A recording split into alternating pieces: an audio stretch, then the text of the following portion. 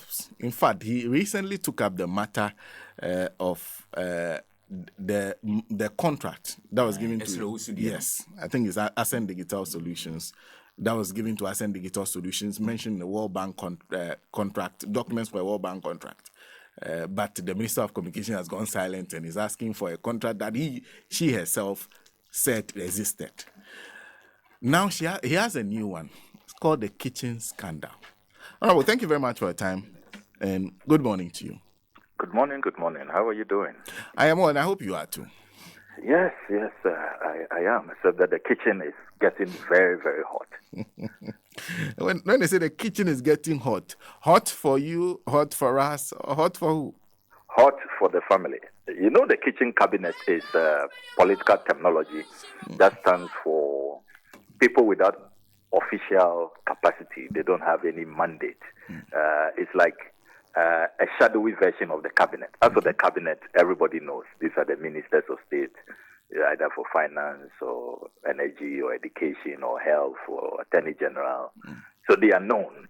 But the kitchen cabinet, they are shadowy characters behind the scenes, normally nepotistic and friendly elements, close friends, close associates of the leader.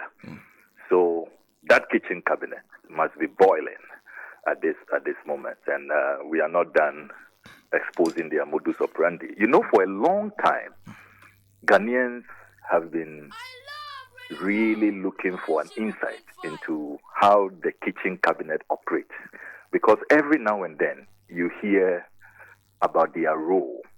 Even insiders will tell us that they were involved in Ejapa, they were involved in PDS. Recently, the former Minister for Energy told us about how the Grandmaster in that kitchen cabinet orchestrated the whole Ameri innovation deal, which led to his exit. He was asked to resign. That scandalous development, the Honorable Boachi Ejako told us for the first time that it was Gabby Otchere Darko, Gabriel Otchere Darko, who was behind the entire debacle, and that it is him, having no mandate, having no capacity. He arrogated to himself negotiation powers and renegotiated the whole Ameri deal. But the Honorable Ejako didn't give us, hardcore evidence. Notice the government has conveniently ignored him because he didn't provide us with the necessary documentation and all of that. Fortunately for us, in this new kitchen scandal, we have all the documentations, all the letters that Gabby has signed, even though he didn't put his name there, he only signed. But we managed to get other statutory declarations which he has signed and which contain his name. And so now we know that those signatures are his, and that it is him who has now come up with this scheme that will deny the Ghanaian taxpayer a whopping 187.3 million Ghana cedis. So this is the first time I would say that we are getting hardcore documentation, not one, not two, quite a number. And I'll be putting out some more this morning, which reveal how this kitchen cabinet operates. That's why we are calling this, the kitchen scandal edition. We've now moved deep into the kitchen to see how their modus operandi is, and it is most revealing, very, very revealing. So you have more documentation that you'll be putting out? Yes, in the next few minutes. Actually, this interview is a bit in the way, but right after the interview, we'll put them out. Yeah. But give us an idea what all this is about. I understand from reading your test that this involves a company that wasn't so popular when John Dramani Mahama was in power. In fact, the NPP was clear in their minds that when they get the opportunity, they will get them out of the way. And they did, ultimately. Who are now become the clients of Gabby Otchere Darko. Explain to us how all this has played out. So the whole background is like a movie script, like a Hollywood movie. Sometime in 2015, the Mahama administration decided to reform destination inspection at the ports and decided to engage this company called Westblue, which had done some work in Nigeria and had the capacity. But you will recall that all hell broke loose when the opposition at the time heard about this transaction.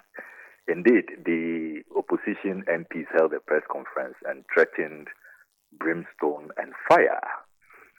The MP for Efutu, the Honorable Afenyo Makin, then proceeded to court and said that, look, this is a bad deal.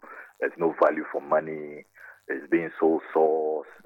Even the sole source is being done wrongly. Ghana is being shortchanged. This is a sweetheart deal. It must not be allowed to see the light of day. He did lose his attempt to injunct the process, but he continued. He went back to court to fight this matter vigorously. Then there was also Nana Komia, who issued multiple statements as Director of Communications for the MPP and the Akufo-Addo campaign. They stated clearly that so far as they are concerned, President Mahama has a vested interest in this matter. They were even very categorical that they think that there's a lot of bribery and corruption.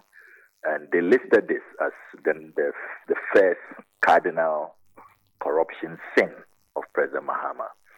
So everybody recalls how vociferous they were, how blistering they were with their attacks against the Mahama administration. So they come to power, and there was a condition precedent in the contract that value for money audit must be carried out. The President Mahama administration had begun the value for money. It was begun in July of 2015, but the Crown agents delayed with the outcome. The outcome came when this administration took over power. It came in August 2017. So based on that, they then proceeded to terminate the contract, hounded them out.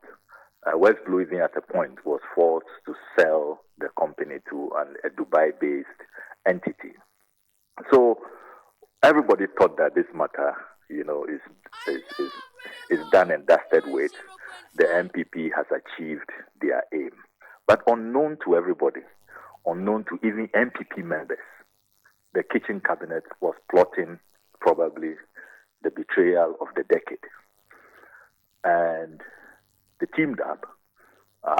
And if you look at the tons of documents that we continue to review, it is clear that Gabby Otchere Darko, acting as lawyers for, and that is his firm, Africa Legal Associates, acting as lawyers for Westblue, are now claiming that all the things they used to say about President Mahama, they are saying now that those things were not true. Can you believe that? They are saying now that the Westblue company was not paid enough. There were shortfalls with their payments.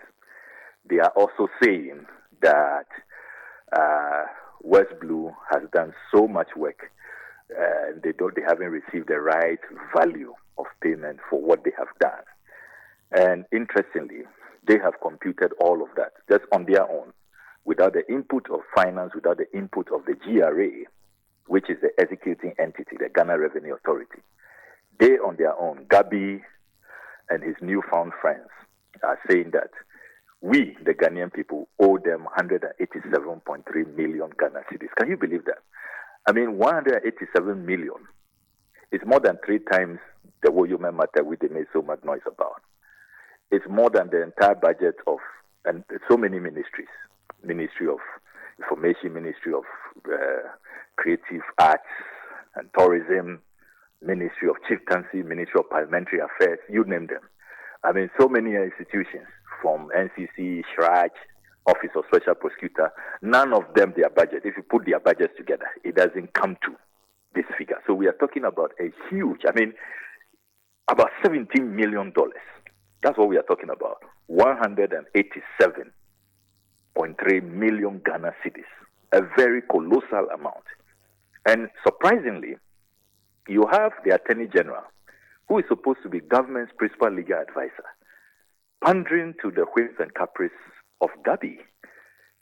He convened a meeting, the Attorney General convened a meeting, and they all agreed at the meeting that everybody should bring their written arguments. Only Gabby sent in a written argument. Finance and GRA did not cooperate. For GRA, they have been insisting that they will not cooperate in this matter because they don't want to be in trouble one day. They don't want to go to jail. So they have made it clear despite all the threats. Now, what is shocking is that an Attorney General, who you are the lawyer for government, you haven't received the written arguments of the implementing institutions, not from GRA, not from finance. And he goes ahead with a one-sided view of Gabby and offers a legal opinion on this matter. Absolutely incredible. Without the opinion of the GRA and the finance ministry. Yes. I mean, I've been talking to a number of attorney generals. I've spoken to not less than 5 former attorney generals. They say that this is so irregular.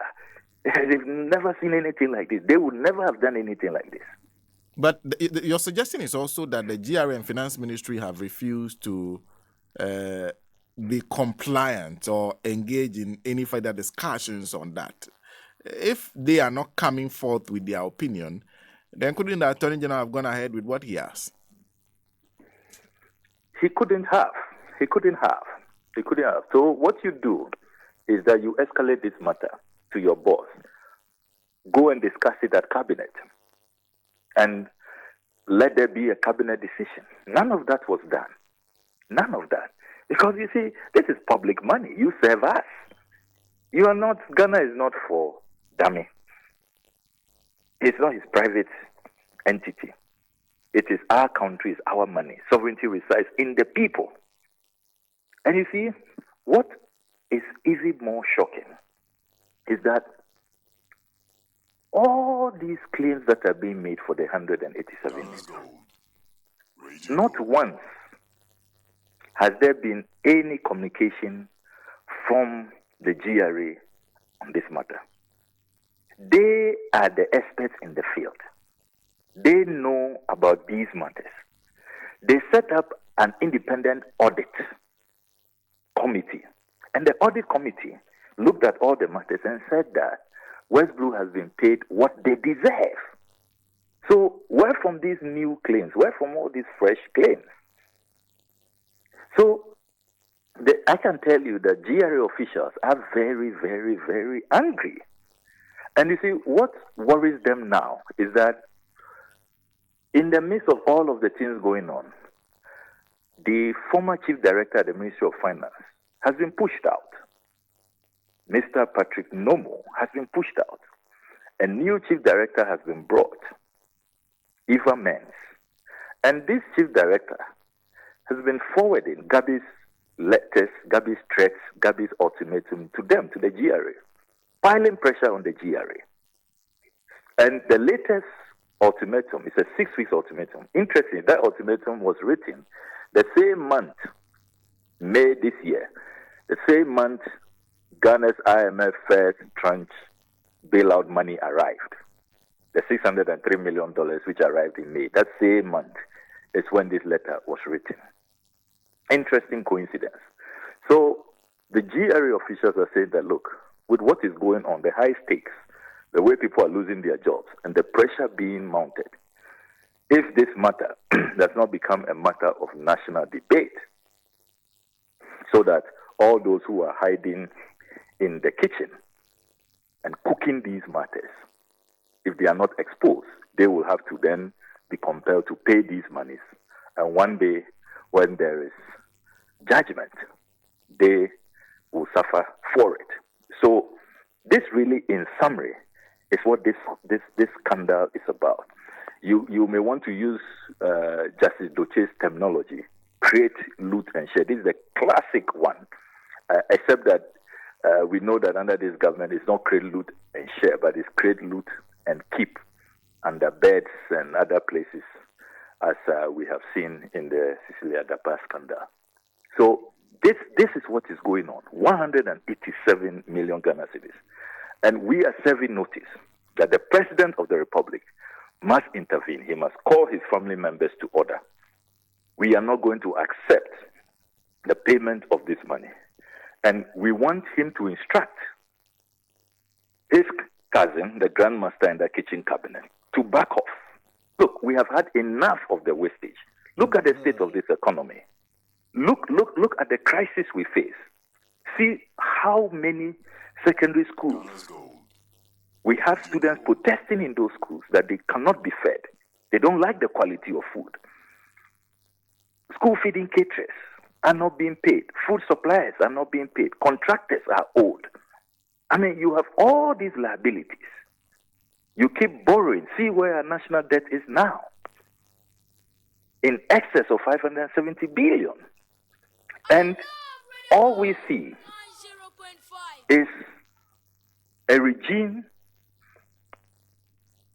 whose allies in shadowy places are always just cooking up schemes to rape the country. That cannot be accepted.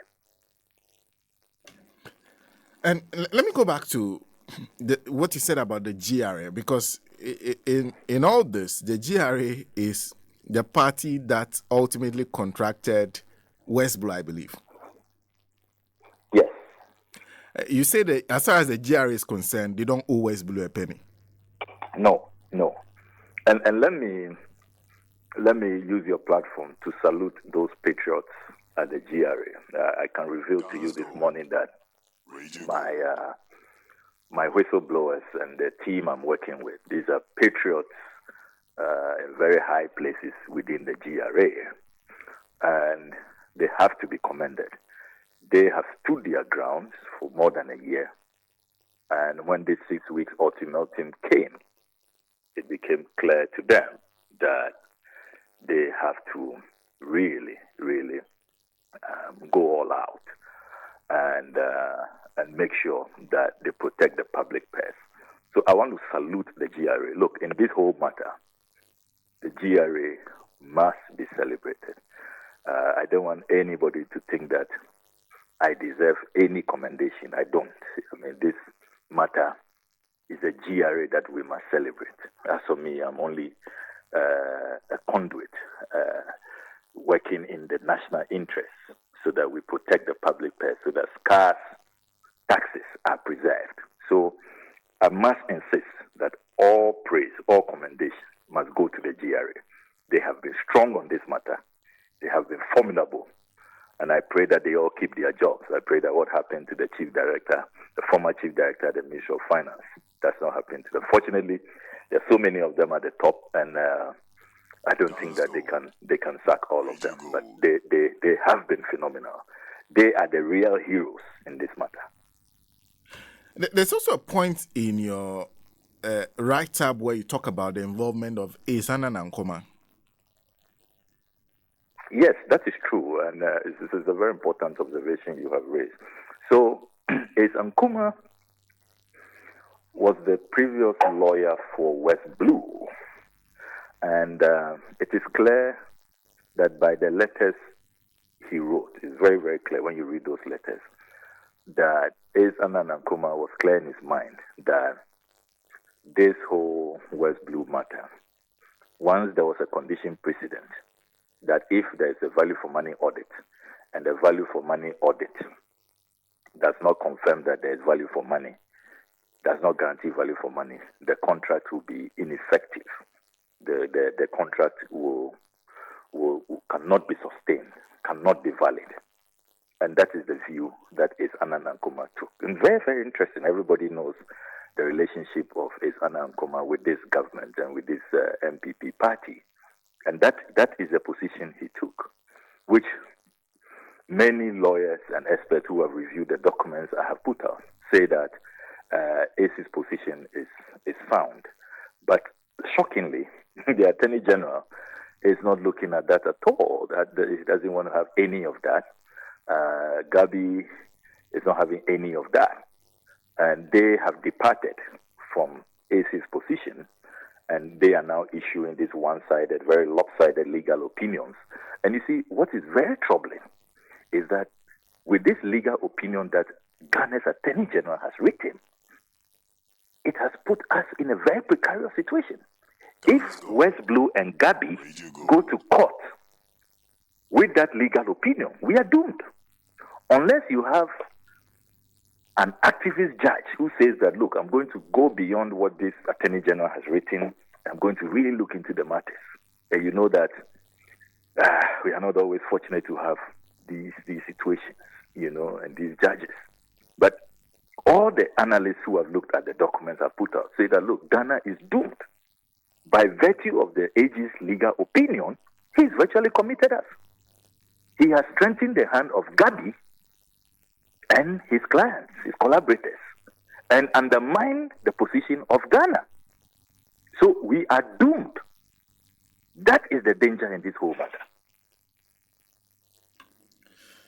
But powerful as Gabby is, you're talking about his law firm. A law firm represents the interest of a client, and they represent the opinion of the client to the best of their capability. If that is what he's supposed to do as a lawyer, or the law firm is supposed to do, what has he done wrong? Very, very important question that you have asked. Very, very important question. So, if you look at all the facts in this matter, how is it that an Attorney General will write not one, not two, but 3 legal opinions on this matter? 3 legal opinions. I mean, very busy department. There are so many other competing claims, competing interests. And yet, this Attorney General who issued 3 legal opinions, 3. Then look at how the Attorney General, anytime he receives a letter, go through the facts as are presented, will quickly convene meetings. Then, most importantly, the Attorney General writes an opinion without the input. I mean, this would not have happened.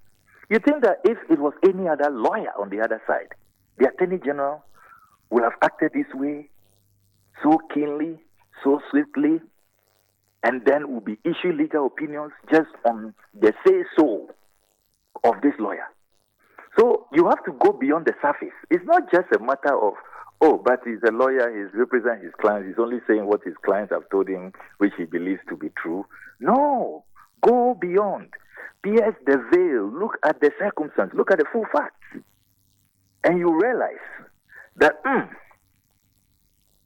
because of a certain power, certain authority, and it's a clear case of influence peddling. So it's not just a lawyer doing his work. See how the Attorney General swallows hook, line, and sinker all the arguments of Gabby and doesn't even bother to wait for the Ministry of Finance and the Attorney and the GRA. I mean, doesn't this come to you as curious? I challenge the Attorney General's department and all former Attorney Generals to tell us a case any time in our history where the relevant state institution, those who are really the parties in the contract, don't send their input. They haven't heard from them. They don't have any written arguments from them. And yet, they proceed to write a legal opinion. I will be happy to see one case, just one scenario like that. So, Gabby cannot just hide under, a simple lawyer-client relationship. I'm only saying what my client has said. I mean, there is more. And if you put your ears on the ground, and I know, Sana, you have long journalistic ears, talk to contractors, talk to business people. What are they saying? If you want your payment, where you should go, just talk to them. And all the things that happen in that space. So, this is not a simple matter, unless you don't want to pay attention to the facts. Don't be blinded by just the surface, face value, lawyer-client relationship. No, please delve deeper. Look at all the circumstances, look at the facts, and you see that there is something extraordinary, something very, very extraordinary going on in this matter. And you say you have further documentation aside the ones that you presented already. Oh, yes, a lot more. You know that I like to serialize, and you know, anytime whistleblowers come to me, I mean, if I'm not sure about the validation and I'm sure about all the documentations, and I need to also check with other institutions and get some more documents with our patriotic sources in the system. So I can confirm to you that yes, we have tons of more than 400 pages of information, and we'll put together the second set this morning, just after this interview. There was supposed to be a 6-week ultimatum. Has that expired? Yes, that 6-week ultimatum. We're very much here in the dying moments at this time, because it was issued in May. So really, and that is why we all have to support this effort, blow the alarm, and expose those who want to subject us to this colossal liability of 187.3 million Ghana cedis. But now, with the conduct of the AG, if these people go to court, we are likely to be in trouble. So we really have to scale up our revulsion, our anger, so that we don't get Ghana committed to this, because the GRA is convinced. Even the Ministry of Finance could not put together any documents, any arguments to support this claim, because the people were paid for the work that they did. And you see, we need to put our interests first. We must look at the national interest in these matters. It shouldn't matter whether this was a contract that started under the NDC or not. We should be looking at the national interest. Let's just reflect. What can 187 million Ghana cedis do in these times of a bankrupt IMF bailout economy? Just imagine what that money can do. And are these schemes aren't we tired of these schemes? Are we not just tired?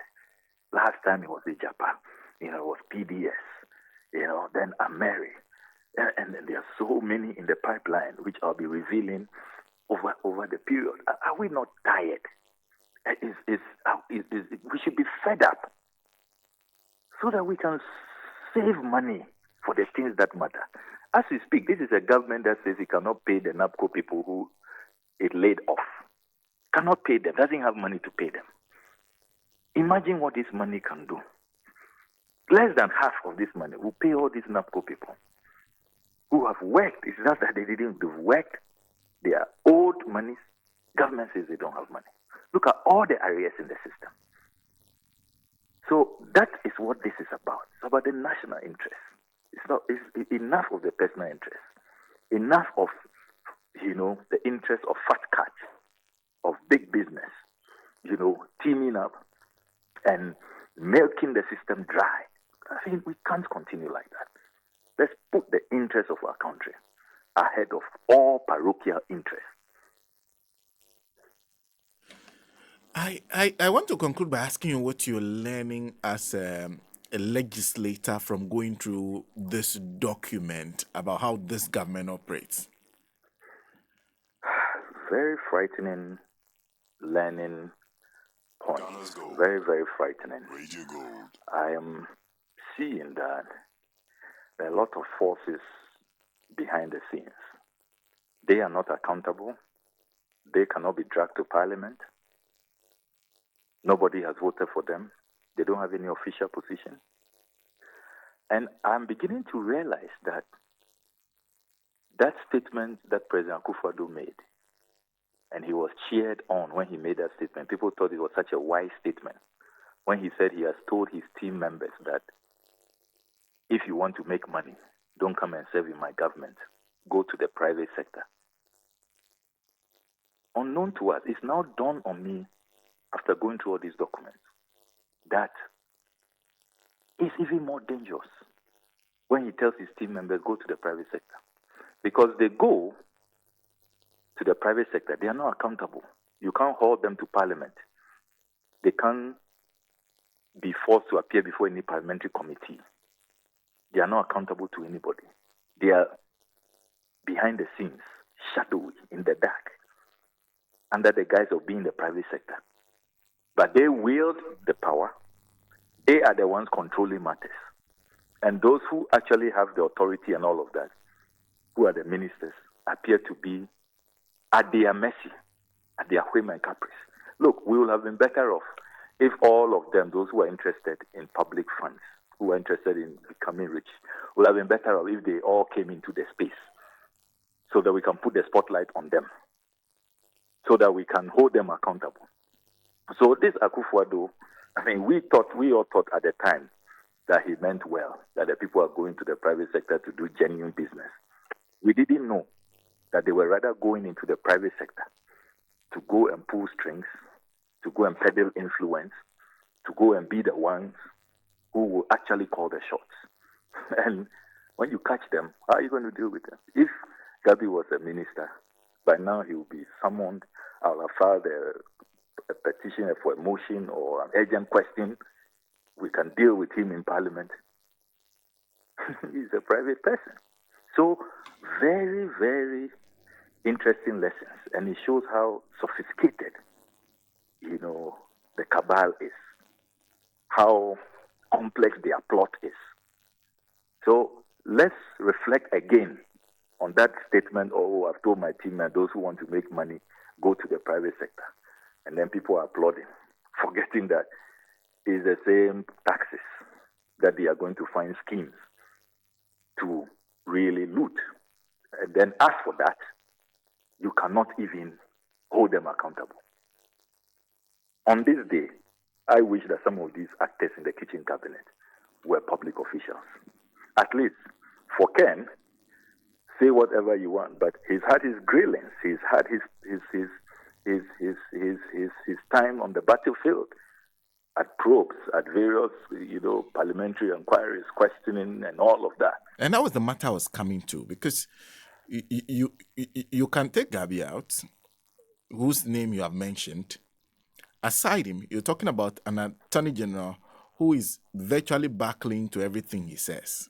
That attorney general is accountable to Parliament, as well as the finance minister under whose supervision the GRA is. So there are two ministers you can deal with, can't you? Yes. So we are dealing with them.